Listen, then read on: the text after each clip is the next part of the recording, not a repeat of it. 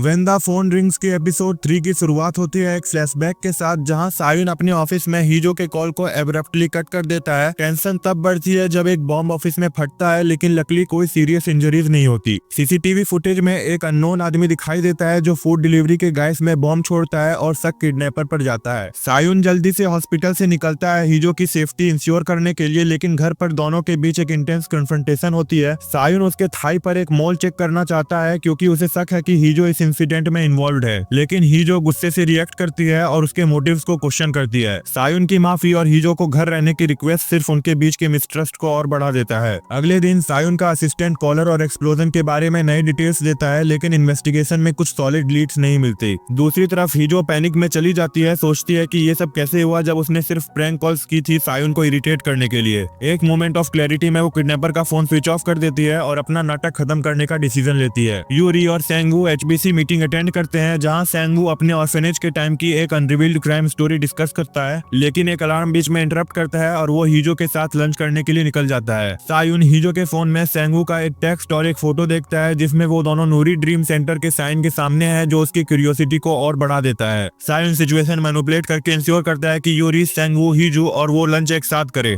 Lunch के दौरान सायुन की कोल्ड डिमीनर सबके लिए ऑकवर्ड बनाता है, लेकिन सेंगू अनफेज्ड रहता है। जब यूरी सायुन से पूछती है कि वो हीजो को कैसे जानता है, तो वो एक पास्ट बिजनेस मीटिंग की फैब्रिकेटेड स्टोरी बनाता है। हीजो सायुन का अनयूजुअल बिहेवियर को देखते हुए रेस्टरूम चली जाती है। इसी दौरान सायुन का असिस्टेंट कॉल करके बताता है कि एक सस्पिशियस आदमी को एक्सप्लोजन के सीन के पास अरेस्ट किया गया है। सायुन वहां से निकलने की तैयारी करता है, लेकिन हीजो उसे कन्फ्रंट करती है, एक्यूज करती है कि वो उस पर और सेंगू पर शक कर रहा है। सायुन डिफ्लेक्ट करके हीजो से पूछता है कि वो सेंगू को कितने अच्छे से जानती है और दोनों एक दूसरे के पास्ट के बारे में कितना जानते हैं। जाने से पहले सायुन सेंगू का बिजनेस कार्ड मांगता है। हीजो अपने वर्क प्लेस जाकर प्रेसिडेंटल ऑफिस में इंटरप्रेटर पोजीशन के लिए अप्लाई करती है। अपने सुपीरियर के साथ बात करते हुए वो सायुन के बारे में अपनी बिलीफ शेयर करती है कि वो उसे मारना चाहता है, उसके चिलिंग वर्ड्स को रेफरेंस देते हुए I will only believe it when I see a cop. हीजो को पता नहीं होता कि सायुन ने किडनैपिंग थ्रेट को डिसमिस किया था क्योंकि वो किडनैपर पे बिलीव नहीं कर रहा था और वो गलत तरीके से इंटरप्रेट कर लेती है। घर आकर सायुन हीजो को सरप्राइज करता है उसके बेड पर लेटे हुए और उसे नेक्स्ट टू हिम सोने के लिए कहता है। हीजो हेजिटेट करती है, लेकिन वो एग्री करती है जब सायुन उसे रिएश्योर करता है कि उसका इंटेंशन सिर्फ उसे कंफर्ट देना है। जब वो सो जाती है, सायुन क्वाइटली रूम छोड़ देता है और थॉटफुली उसे देखता है। हीजो अपने बचपन का सपना देखती है जहां उसकी माँ उसे फेक म्यूटनेस करने के लिए फोर्स करती है। एक ट्रेजिक एक्सीडेंट के बाद इस एक्सीडेंट में चेयरमैन का बेटा मर गया था और उसकी बेटी बहरी हो गई थी। उसकी माँ चेयरमैन को मैनिपुलेट करके फाइनेंशियल सपोर्ट लेने की अपॉर्चुनिटी देखती है। तभी एक ग्रुप का एक मेंबर जो सायुन के अगेंस्ट है, हीजो के फादर को किडनैप कर लेता है और वीडियो कॉल पर उसे कॉन्टेक्ट करता है। ये आदमी जो पहले उसका किडनैपर था, उसके फादर की सेफ्टी को थ्रेटन करता है अगर वो उसका फोन यूज करना बंद करती है। डिस्ट्रेस्ड हीजो हॉस्पिटल जाकर अपने फादर को ठीक ठाक देखती है। पुलिस बताती है कि उसके फादर के हाथ में कुछ ह्यूमन टीथ मिले थे जो उनके नहीं थे। उसके फादर वीकली वही वर्ड्स रिपीट करते हैं जो किडनैपर ने उसे कहे थे, जो हीजो को और अनईजी कर देता है। पुलिस हीजो को घर छोड़ने के लिए एस्कॉर्ट करती है, लेकिन ड्राइव के दौरान कार का रेडियो मेल फंक्शन करता है। ओवरवेल्म्ड हीजो वॉमिट करने लगती है और ऑफिसर्स कार रोक देते हैं। हीजो ब्रेक डाउन कर लेती है, अपनी मिसरेबल लाइफ का रोना रोती है। एक हस्बैंड जो उससे नफरत करता है, एक मैनिपुलेटिव माँ और कांस्टेंट किडनैपर के थ्रेट्स।